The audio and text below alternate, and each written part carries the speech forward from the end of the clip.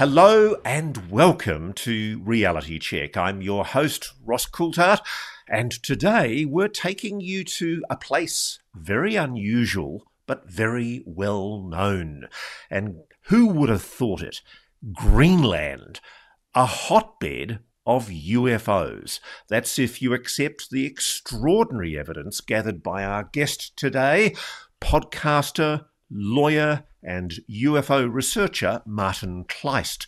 Now, Martin, I'm going to get you to tell me how to pronounce the name of your UFO podcast. Can you give it to me in Danish, please? The name of the podcast is Uforklarligt, so in English that translates into unexplainable. Uforklarligt. Uforklarligt, yeah. Almost. So the word unexplainable in Danish has the word UFO in it as well. Exactly. That's why it's a perfect name for the podcast.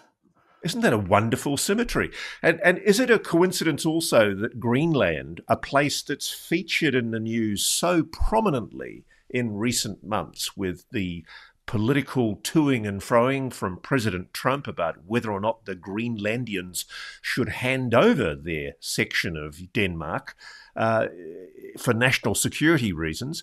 As we all know, President Trump has been running a huge campaign to ask Denmark, the Kingdom of Denmark, to hand over Greenland. Can you first, before we go any further, Martin, explain this politics to us? Yeah, I can.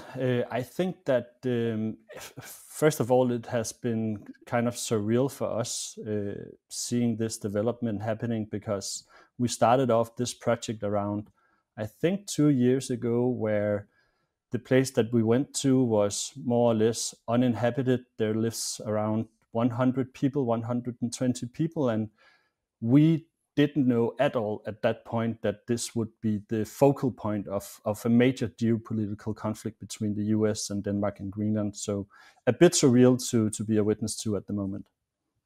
So Greenland is part of Denmark, the Kingdom of Denmark, headed, of course, by an Australian, Queen Mary, who had the good sense to marry a Danish boy who had turned out to be a potential king. And as I understand it, it's long been an issue of dispute between America and Denmark. The Americans have tried to get their hands on Greenland in the past, haven't they? Yes, for many years. I think actually it goes back to around the 18th century that the US wanted to have some kind of possession over Greenland. So, and they have had a huge military presence in Greenland historically. But now the military presence is quite limited to the space base, Pituffik space base up in the high north in Greenland in Thule.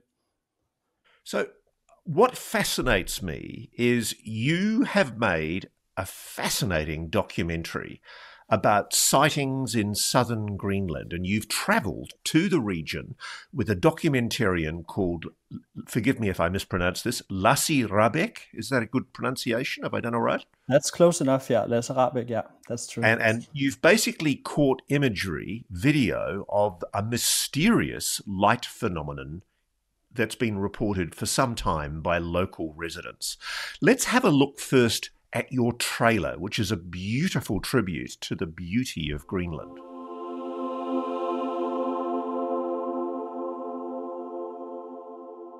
Altså, af alle de her uidentificerede flyvende ting og sager, der ligesom er, der kan 99% af det forklares. Og den interessante del er jo den sidste del af det, som ikke kan forklares. Er det en af de her, altså, er det en del af den ene procent, der ikke kan forklares? We're definitely not alone. Absolutely, the data points empirically that we're not alone, yeah. Dykker man virkelig ned i UFO-fænomenet, så går det op for en, at det er virkeligt. Og nu har vi så fundet et sted i Grønland, hvor alle ser de her flyvende objekter. Der kom 3 frem bag fra fjeldet, og så nogle sekunder efter, så kom der 2 frem også, som fløj direkte til værs, altså.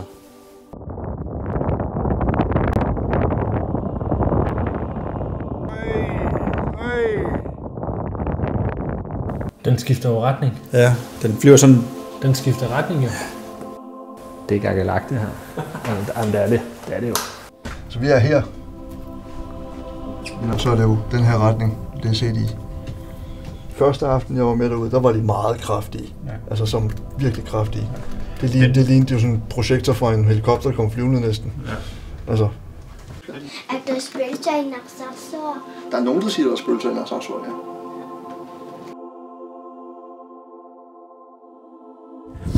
Men nu er vi nede ved havnen, hvor der ikke er ret meget lys. Nu sætter jeg lige noget kameragrej op. Ja. Det er der. Det der var ikke satellitter. Nogle af jer, der så det? Ja, det så godt. Nu har jeg jo lavet det her i 12 år. Altså, jeg har ikke set noget, der opfører sig på den måde der før. Altså, det er et eller andet fænomen, der udsender et lys af sig selv. Hvad tænker du, det er? UFO'er. Det må det være.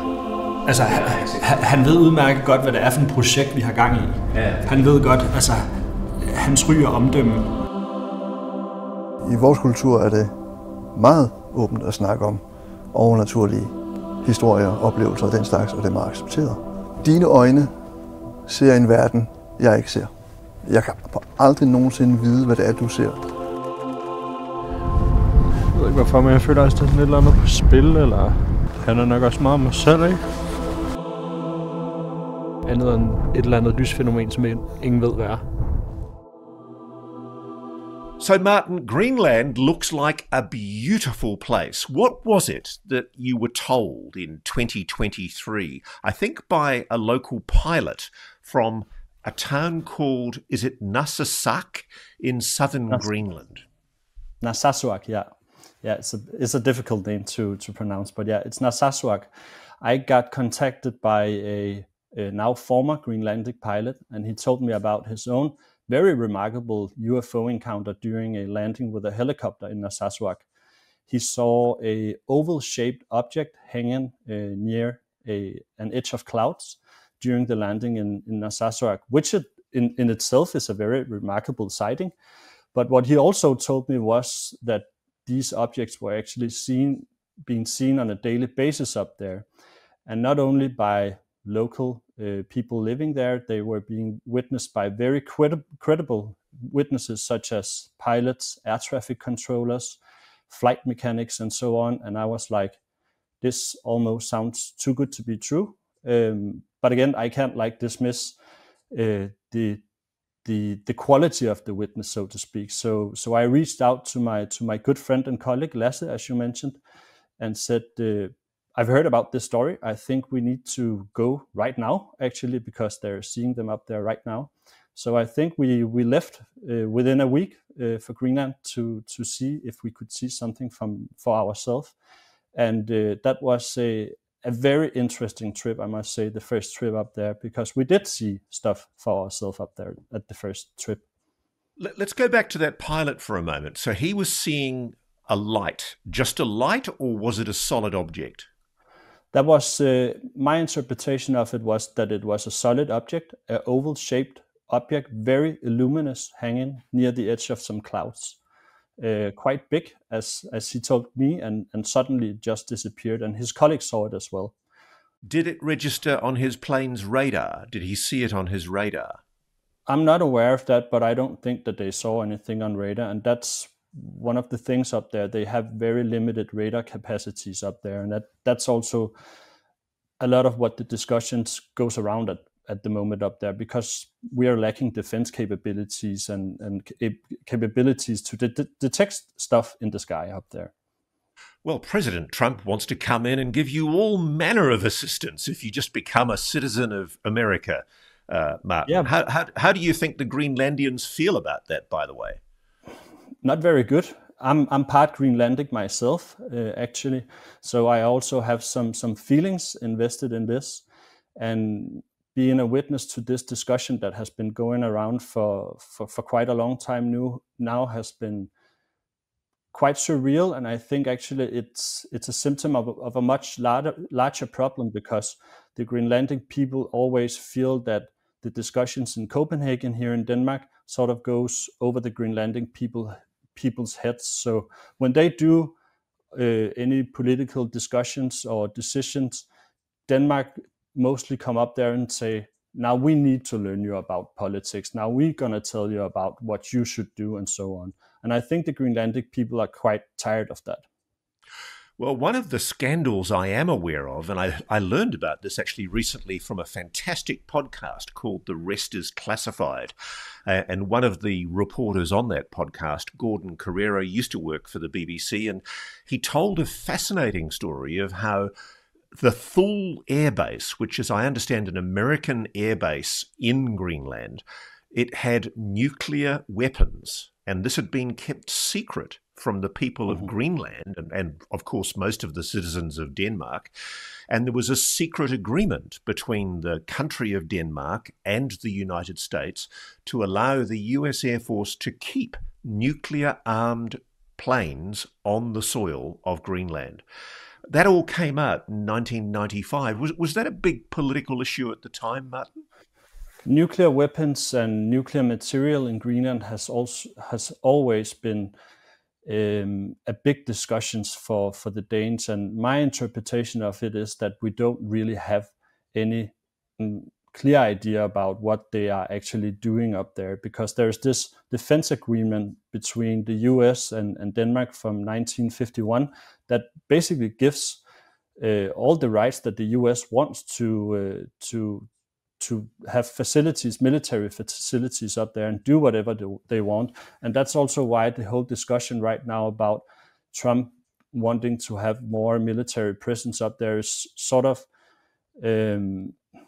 I don't know, pseudo in some way, because they actually do have the right to do whatever they want. They can just call up Denmark or the prime minister and she would say yes anytime.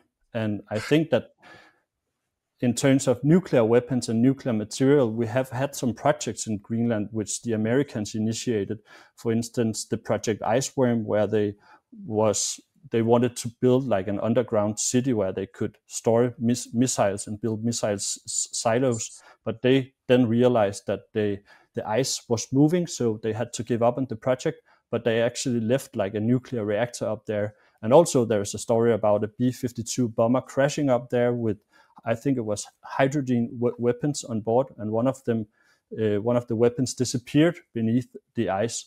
So the discussions about what the Americans has done up there and their activities are they just make a mess every time they do something in Greenland, to be honest. Well, that was one of the stories that was told on this podcast I was talking about, that there were 4 nuclear weapons on board a B-52 bomber that crashed in 1968 off the end of the Thule Air Base in Greenland, and it crashed in Baffin Bay in icy waters and sank.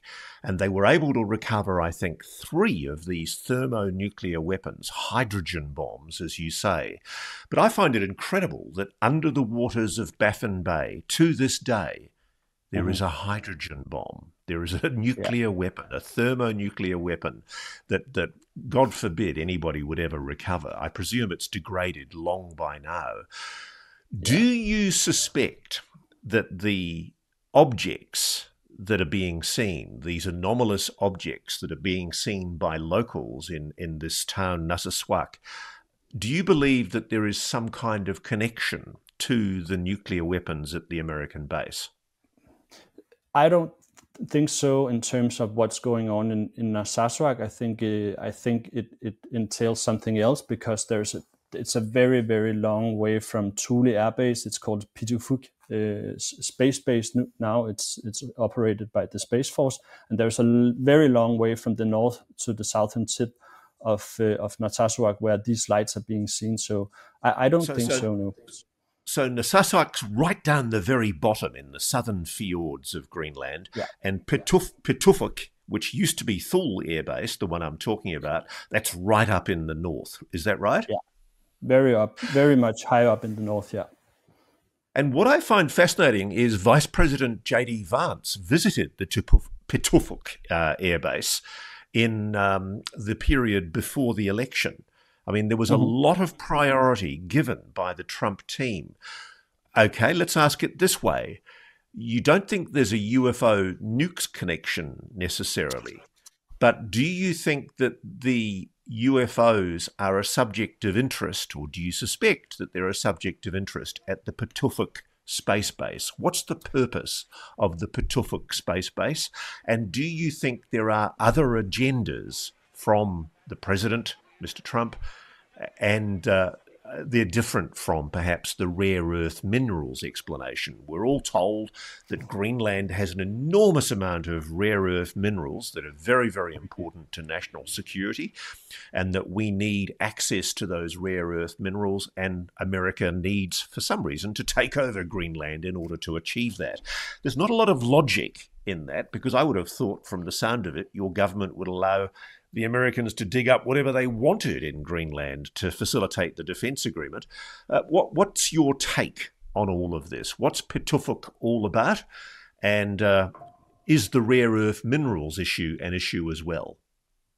I think that the primary focus for the space base up there is to monitor what comes in and out of our atmosphere. It basically serves as an early missile warning system for everything that comes from the east, for instance, Russia.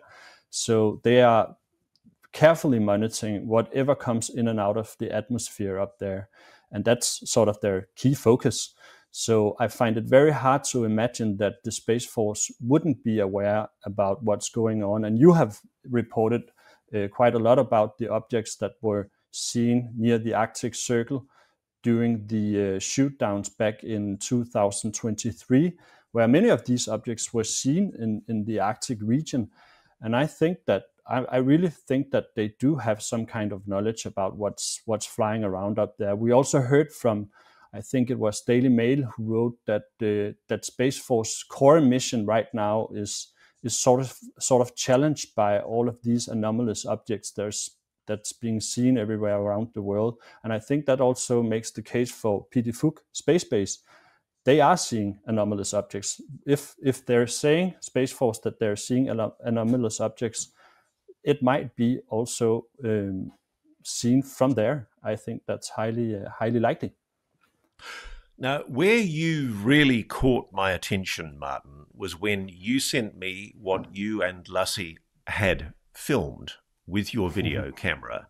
It's obviously you caught a lot of imagery. You caught imagery that we'll go into in detail, but there is one dramatic video of an object rising from behind the mountain. Can you paint the scene for me of what we're about to see?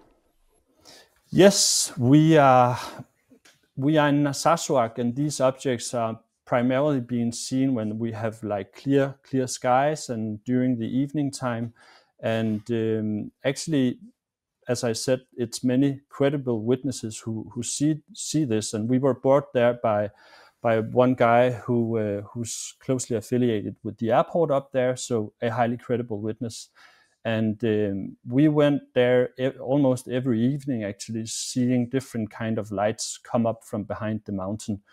And the video that we are about to see I think sometimes videos is not good to represent what you actually see with your naked eye, because this was very extreme to witness. It was a light that came up from behind the mountain, and we could see it even before it came up from behind the mountain because the light was so bright. And we have an infrared camera, so we can see everything on the sky, even the smallest satellites. We can see them fly around, but these objects, they sort of come up and then they become very big and bright, and then they just disappear. We cannot figure out whether they're going away with high speeds or if they're just simply vanishing from sight. But we have seen during our first trip, we also saw them change direction, come up, like flying, meeting each other, going around, and suddenly shoot off with a speed where you can't follow it with your eye. So, yeah. So let's take a look. Let's have a look at this incredible imagery that you've obtained. I mean, it's some of the best UFO video I've seen in a while. Here we go. Hold up! Wow!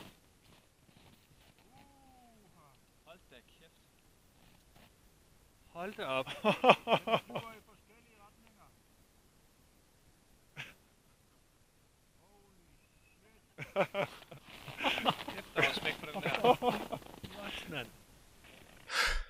That really is quite something, Martin. Tell me what you were feeling as you saw that.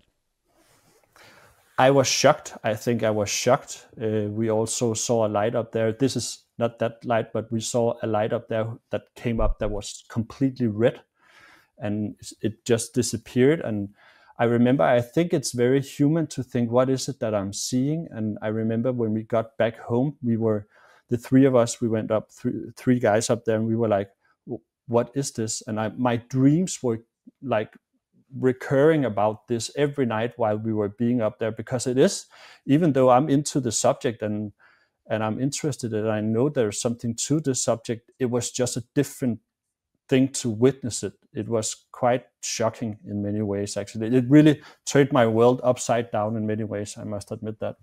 So you say that you were using an infrared camera with obviously a pretty good lens that night. Mm-hmm. Could you see this with your naked eye, with the human eye? Oh yeah, definitely.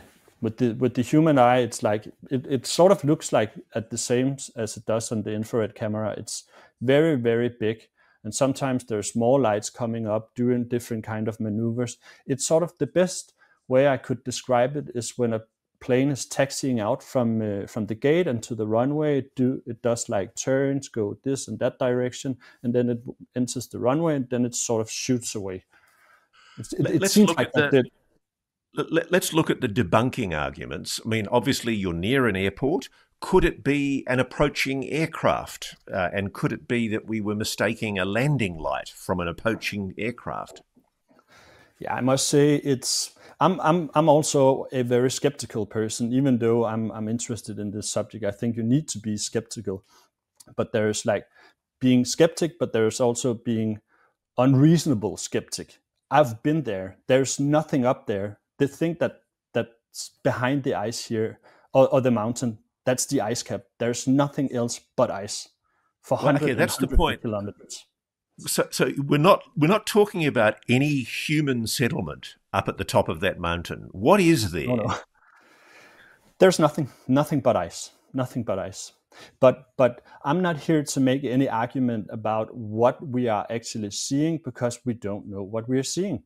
And I think the most intriguing thing about all of this is the fact that all of the surrounding circumstances about these lights are the most weird part, because when these lights come up, we see flashes of light, like flash bulbs around completely different areas of the sky. We see like these flash bulbs come up, and we could sort of predict, actually, when we saw some flash bulbs coming, we could see that just in a minute, and you can hear that on some of our footage, just in a minute, a new light will come up, and surely the light come up.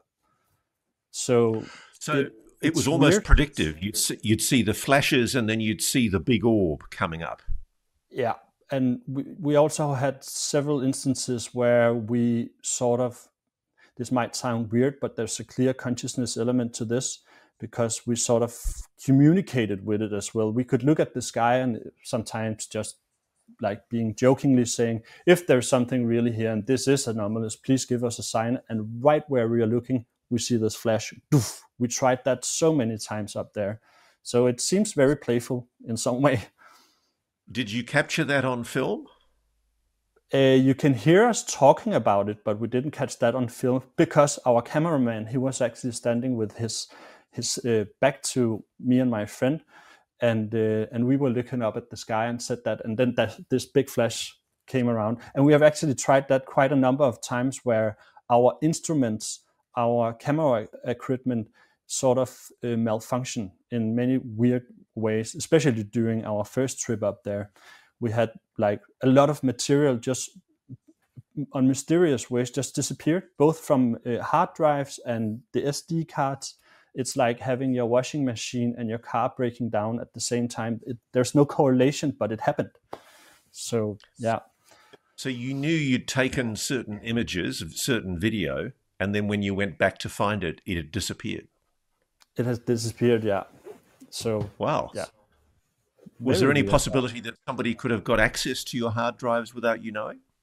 No, I don't think so. I think that this project started out with us wanted to see this light for ourselves and figure out what's going on in Narsarsuaq, but it became into a whole other movie because it also became a movie about how this phenomenon sort of transcends the way we are thinking in many ways, because there's this huge consciousness component to it, and my suspicion is, having done this for around 2 years now, is that I'm not so sure that the UFO phenomenon is here to be understood.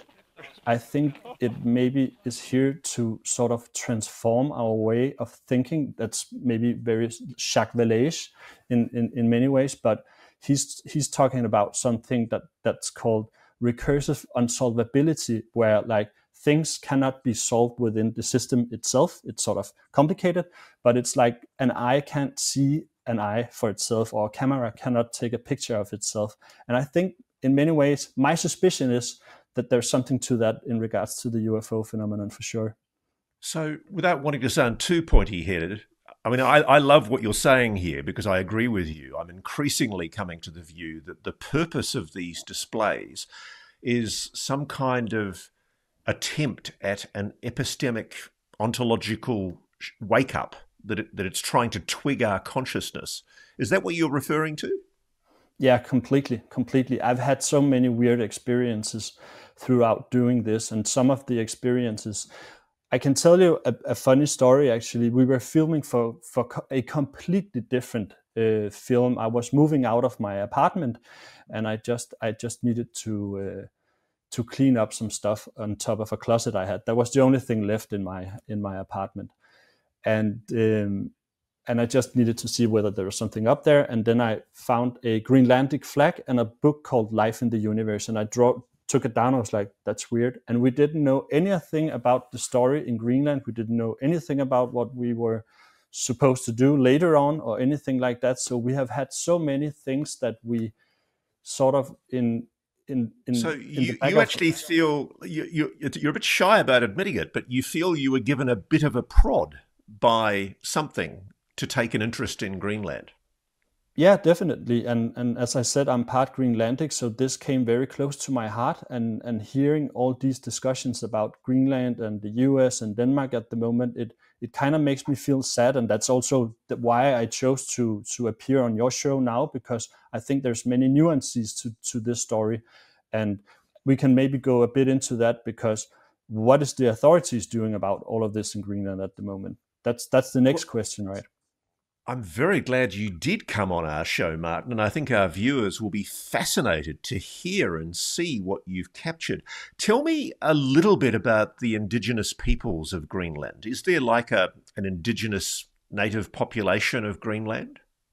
Yes, but it's very, very limited. And I think, to be also with respect to the Greenlandic people, I think they have also come a bit away from their native heritage, but there are native people who are up there who have thoughts about this. In mythology, they have a saying about flying kayaks traveling from the spirit world to our world, and that's sort of like things that maybe people like Diana Pasolka has talked about as well, that we have these myth or descriptive talks about what they are actually seeing. And we actually spoke to a native shaman up there who told us that we have been seeing these lights forever. We know they're here. We know the red lights, but we don't write them down. It's only the white man who writes them down. And I think that's very indicative for maybe all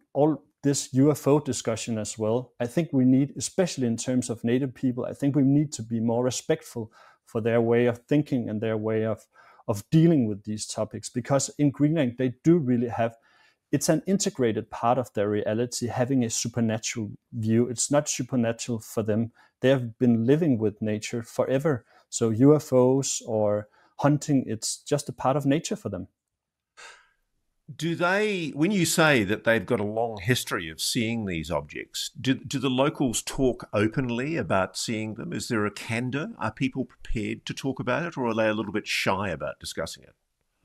Of course, they're a bit shy. The Greenlandic people are not the most talkative people. You need to build up a certain kind of trust, and that has also meant quite a bit of work for us, of course, because it is a different topic. It's a difficult topic, but I think that they're comfortable talking about this because ghost stories and things that's going on in the mountains, it's not very new for them. It's an integrated part of their worldview in many ways, at least for some of them. I can't speak for all of them, but I feel it's different from the Western world, at least. Let's talk about the objects. You described an oval object that was seen by the pilot. The imagery that I've seen from what you've sent me suggests a lot of the time it's white, oval, or spherical objects. What other shapes, if any, were there, and are they always at night? Not always at night, no. They are also being seen during daylight. I actually witnessed one myself during a hiking trip when we were up there last time. I said to the other guys, I think I just saw some weird stuff in the sky, but it was just maybe like something, I don't know. I saw it just briefly. And then I talked with a woman later on, and she said, I saw this weird object hanging in the sky, and I was like, well, we saw the same thing then. It wasn't just something in the sky. So they appear during daytime as well. And when you look at the objects through a binocular or something like that, people describe them as being cone-shaped, emitting different kind of lights from the bottom, green, red, orange. So they emit some kind of light if you look at them through binoculars. And people have also been telling us, and this is like highly credible witnesses, sort of flight mechanics, saying that they have seen structured craft up there circling around near the city, right? So, yeah. Do you think the United States Pituffik space surveillance base would know about what you're seeing and what the locals are seeing? I'm not so sure, because I spoke with a Greenlandic pilot about this, the guy with the UFO encounter with the oval-shaped object, and he said, it's a very funny thing. He said, we want to know everything that goes around in the world. We want to understand everything in the world. But when it comes to UFOs, we don't want to learn anything about it. We just want to keep it under wraps. We don't want to talk about it. We want to see it. And I think that was quite telling for the way that the Danish authorities also at least handled this. And I think that this story actually has the potential to make the government or the authorities that right now are having huge discussion about security in Greenland, they should pick this up. They should take this seriously, not at least from a security policy perspective, but more in the perspective about taking the Greenlandic people serious, because they have made inquiries and they have reported this to the authorities, but they're getting sort of stonewalled. And I think so there's been an official concern in Greenland, in the governing people in Greenland. They've raised this with Denmark back in Copenhagen. What has been the response? The Greenlandic people up there, the witnesses has reported it to the Arctic Command up there. That is sort of the defense unit up there who's in control of everything that goes around military up there. And they have referred the reports to the Greenlandic police, and I have gained public insight into how they've actually dealt with the cases, and they just shelved the cases. And actually, they say that they haven't had any UFO sightings within the last 10 years. Our former defense minister has said that, and I had got a confirmation from the Danish Defense Command that their stance on this is still that they didn't have any UFO encounters, neither in Greenland or in Denmark. So the evidence that you and Lasse have obtained is actually quite historically important, because it shows the lie to what your former defense minister was saying. It is a lie, because it comes down to how do you define a UFO encounter. If you're not cataloging or collecting reports, of course you don't have any reports. And I asked them, do you collect reports from military witnesses? No, we don't have any system for registration of that. And if civilian reported, they are being referred to a amateur association, a UFO association that that's not my words, but they are being rumored to be unjustifiable or skeptics, so to speak. So I've sometimes wondered that it sort of feels like something that's being done with arrow in many ways, right? So you don't think for sure that the Americans know about what you're seeing in Sasasuaq and what the locals are talking about, but it's well known in the Greenland community that these objects have been seen for a long, long time. Actually, a Danish media outlet for not that long time ago actually made a story about that Trump's interest in Greenland actually centers around the southern part of Greenland, and especially this place because it's full of rare earth minerals and uranium, of course. And actually, there's a legal dispute going on right now between the Danish government and also an Australian mining company.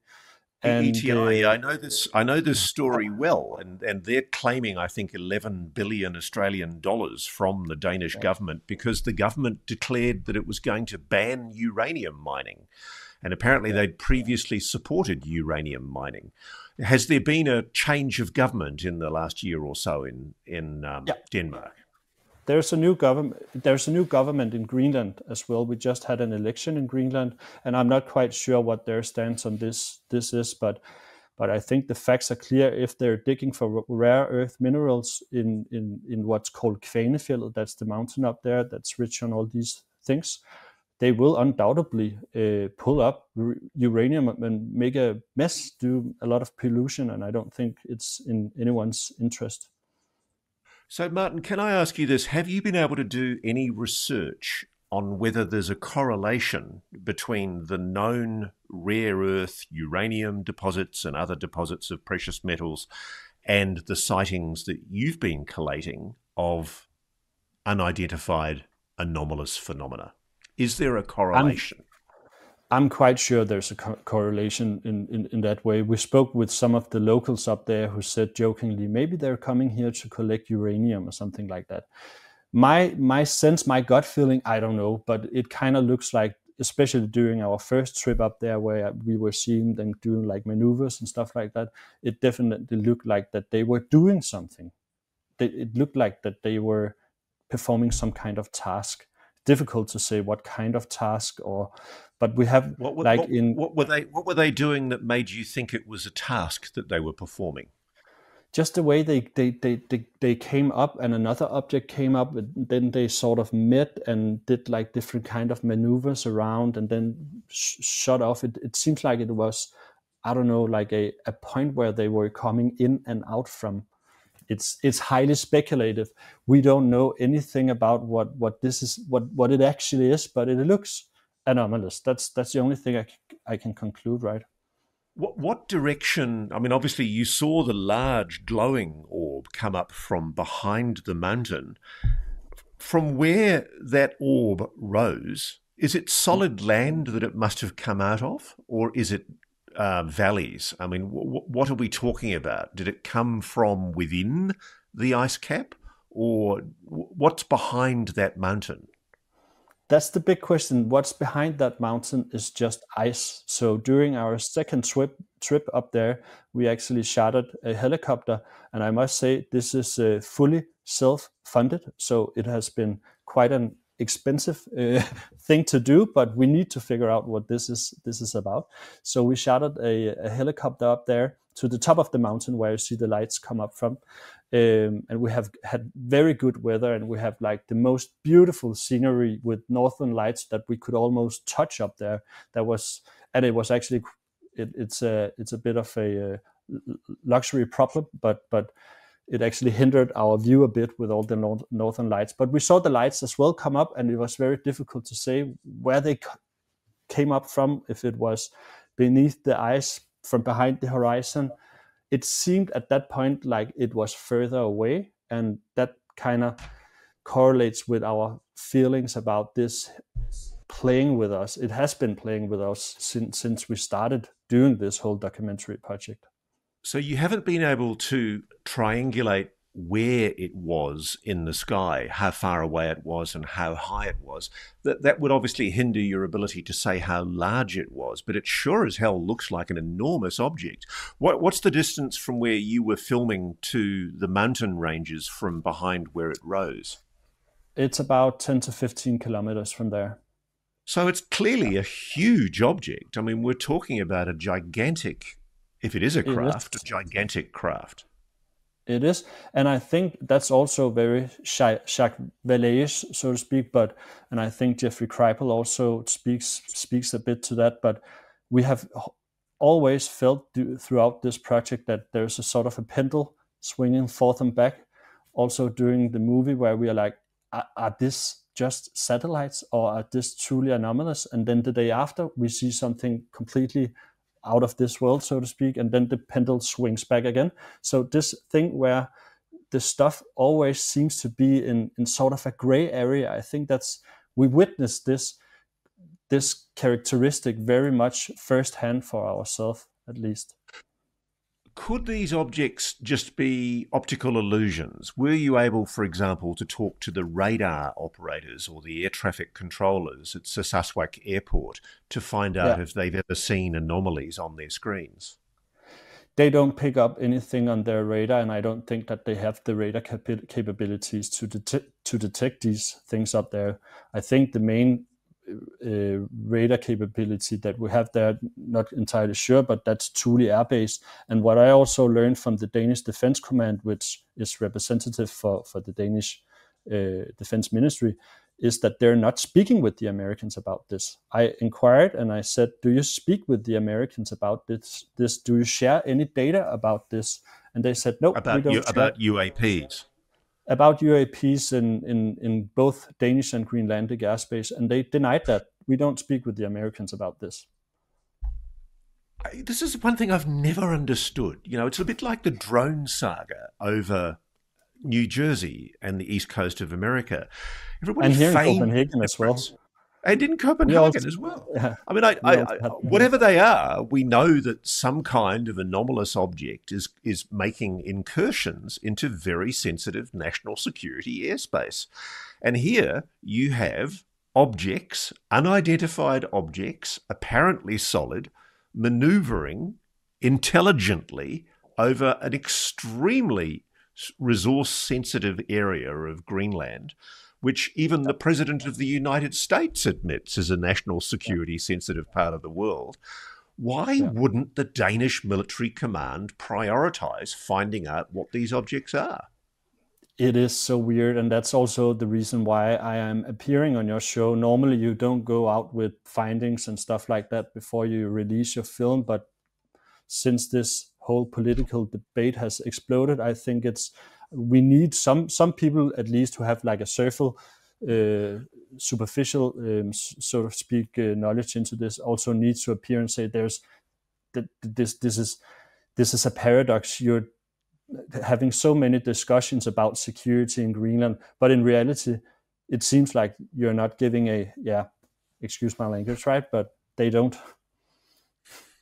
So you do believe there's a correlation between where these objects are appearing and known deposits of certain rare earth minerals? Yeah, sure, because if you look at what happened in Ourada in Zimbabwe back in, I think it was the 90s, there was also some kind of mine nearly located to this. And if you look at what's going on in Hessdalen in Norway, which is actually quite remarkable at the same latitude as Narsarsuaq is, exactly on the same latitude. Wow. So we have many interesting connections there, and I think there's a link to the rare earth minerals, and that could be both foreign adversaries checking it out, or it could also be non-human intelligences. Who knows? I mean, it's speculative, but do you believe that the Americans' interest in the rare earth minerals is one of the reasons why these objects are showing themselves over the mountain ranges, or is that just too much of a speculation for you?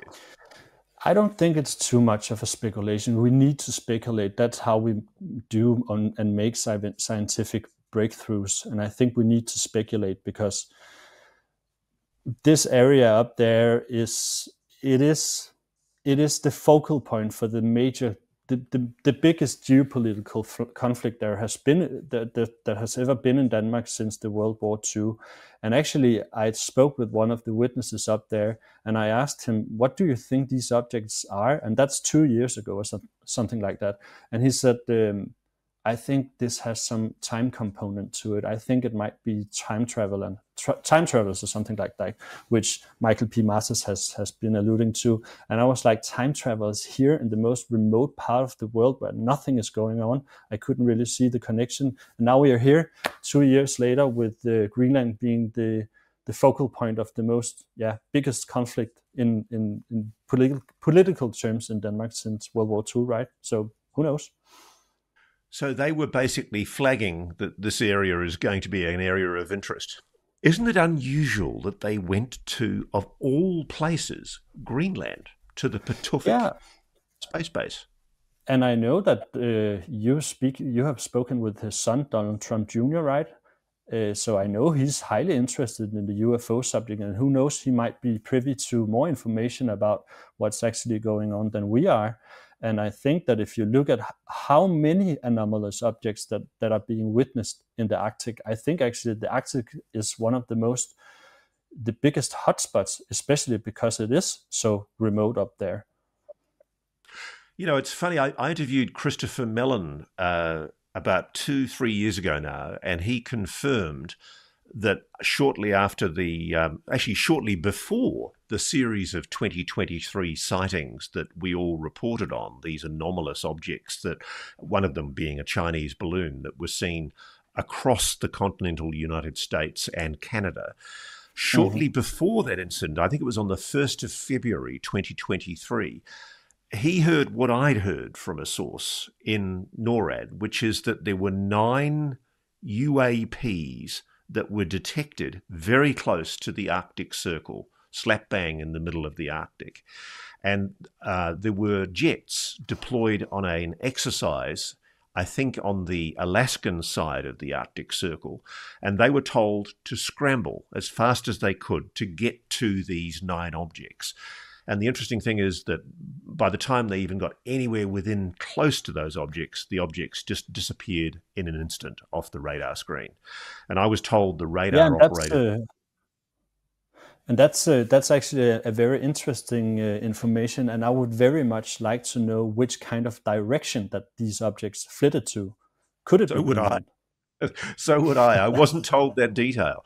But I mean, it's all, I mean, I guess when you're at the top of the world like that, it's all very close together. I mean, Alaska's not that far from Greenland as the crow flies. And of course, as America knows, it's not that far from Russia. And this is why Greenland is of such strategic importance. Do you buy the explanation from the United States that Greenland is a national security imperative because of, one, its strategic location and also its national security importance because of those rare earth minerals? It doesn't seem to make a lot of sense if, as you say, the Denmark government's going to give them what they want anyway. Yes, I think it's very difficult for the Danes and also the Greenlandic people to figure out what's actually going on, because the US, they can more or less do whatever they want up there. For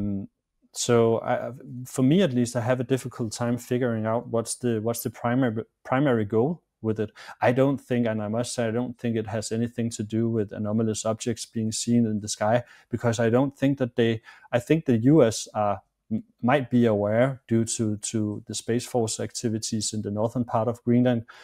But what the sense that I got from the Danish Defense Command and so on is that they are not taking this seriously. And I think, and that's also a thing that I want to say, a lot of the political discussions, it goes over the head of the Greenlandic people, and and I think this case is sort of a symptom of that the Greenlandic people sort of report something to the authorities, and when you gain insight into how the Danish government are actually handling these inquiries or reports, the Danish government just swoops it off and say, well, there's nothing to look at here. So that it's a very good example on how the Danish government always just try to tell the Greenlandic people what's best for them. And I think that's highly critical, especially considering that there's things flying up there that no one knows what is.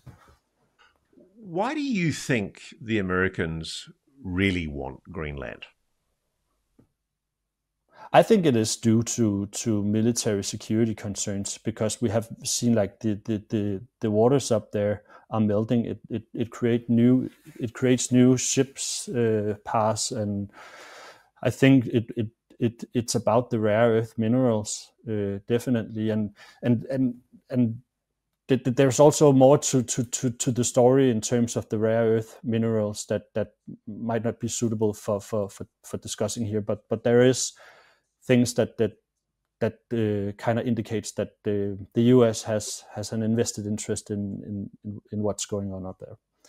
So I'm aware from my own sources that there are certain types of rare earth minerals that are absolutely vital for some of the US's most sensitive weaponry, including nuclear weapons. And some of those rare earth minerals are only obtainable in certain parts of the planet. Really does beg the question, is there somebody else taking a close interest in those rare earth minerals as well? I mean, your potential documentary is going to be asking some very interesting questions, Martin. Yeah, and I think we need to look at our defense contractors and our partners in Greenland, because PD Fug Space Base, which it's called now, the former Thule Air Base, Battelle Memorial Institute actually also has a role to play there, because they're handling stuff such as security clearances and all sorts of other stuff in the Thule Air Base. And they actually do also have a research facility at the middle of the ice cap called Camp Summit, and that's being operated by Battelle Memorial Institute. And people who know a bit about the UFO subject might also know that that could be interesting. Could be interesting. So you're telling me Battelle Memorial Institute have a research facility separate from Pituffik Space Station in Greenland? Yeah, in the middle of the ice cap, on top of the ice cap, yeah. And what exactly is Battelle Corporation researching? I think they're just doing scientific research into... Oh, of course they are. Yeah, they wouldn't be doing anything for any military applications or anything like that. This is fascinating, Martin. And do people ask any questions in Greenland when an organisation like Battelle suddenly establishes a research institute in the middle of Greenland? No, usually our Danish politicians, they don't even ask questions about anything in terms of defense contractors or anything like that. We happily just buy a big amount of airplanes from Lockheed Martin or do deals with the Battelle Memorial Institute. And I don't think that our politicians are very much interested in this subject, but they should be, because we have documented, at least I would say, some of the footage that we got. It can be discussed, it can be analyzed, and that's not what our film is about. Our film is not anything sensational or revelatory or anything like that. It is actually about how the UFO phenomenon transform people. And so that's also why I'm appearing here, because maybe someone else can pick up the journalistic ball and run with it, because it's not for us. And actually I've felt a bit frustrated with the fact that this whole thing has exploded in our hands the way it has done, because there are things flying up there. So we're having all these hypothetical political discussions about how many new drones should we have in Greenland, and maybe Russia or China could fly or do something else up there. But we can document that basically, if you want to fly up there, you can do whatever you want. And the Danish authorities, on at least what they're telling me, are not doing anything about it. So this isn't a political issue at all, the issue of unexplained anomalous phenomena appearing over Sasaswak, which is one of the most sensitive rare earth minerals locations in the world. For sure. Yeah, I think the political implications of this is much bigger. And I think I also told you, sent you a clip from a Danish fiction series that's also on Netflix right now. It's called Born, and it actually surrounds a geopolitical conflict in Greenland, Denmark, and US that's sparked by an unidentified flying object up there. So it sort of sets the scene of how big this actually is. If there's actually things flying around up there that no one knows what is, we need to look into it and investigate it. So, Martin, I'm not saying this is happening, but if hypothetically Battelle Memorial Institute was test flying, I don't know, some kind of anomalous craft in one of the most remote parts of the world, you couldn't go far wrong by going to a place like Greenland, could you? Would be a very good place to do it. And we have heard many stories, and I'm looking very much forward to putting out our documentary, because we have done some completely amazing interviews with not just local, with like highly credible people who have seen the most amazing stuff up there. Well, I'm looking forward to your film. What are you going to call it, and when can we see it? In Danish, it's going to be called, we're not completely sure yet, but I think in Danish we're going to call it Den, der ligner en tallerken, and that's in English that translates into the one that looks like a plate, the one that looks like a plate. And when can we expect it to be released? I think we are having another trip to Greenland during summer, and as you also mentioned here, couldn't it be fun to go out on the ice, to travel even further out to see if we could come even closer? So there's still some stuff that we need that we might need to do in terms of all of this. But I don't know. It's good things takes long time. So I don't know. Maybe a year, 2 years. I don't know. I'm not. Well, I can tell you here in Australia, it gets my goat that there's a huge lump of Australia at a place called Pine Gap that we Australians aren't allowed to go near, and it's an American base in the middle of Australia. How close can you get to the Pituffik base, or for that matter, the Battelle Memorial Institute Scientific Research Centre in Greenland? Quite close. I think you just need to have the proper security clearances and so on, but I think that's Battelle who administrated of them. But can a Greenland citizen, they can't walk into the joint, can they? No, they cannot. It's a military facility, and I don't think that they do. It's a very limited number of personnel up there, and I don't think they do. And I think also we need to tamper down the speculations just a little bit, because of course it's interesting that Battelle has some kind of appearance up there, but basically it's a very, very small base. Of course, they have some extreme good radar capabilities up there, and they're monitoring the sky, but the leap from going there to speculating into whether they're involved in something completely crazy out of this world, I think that would be quite a maybe also too big of a leap. But it's an interesting connection, of course. I would admit that as well. Well, I certainly think it's worth investigating. Martin Kleist, thank you so much for contacting me and for speaking to us here at Reality Check. I know your interview with me is going to prompt a lot of interest. The issue of Greenland is at the forefront right now of national security attention. And frankly, if people didn't know about the UFO connection before now, they surely know after this interview. Thank you so much for joining. Thank you, Russ. Yep. And I think I must also underline that the Greenlandic foreign policy, their overarching framework at the moment, is nothing about Greenland without Greenland. And I think that's very important as well. And I think we should all remember that right now. Thanks very much.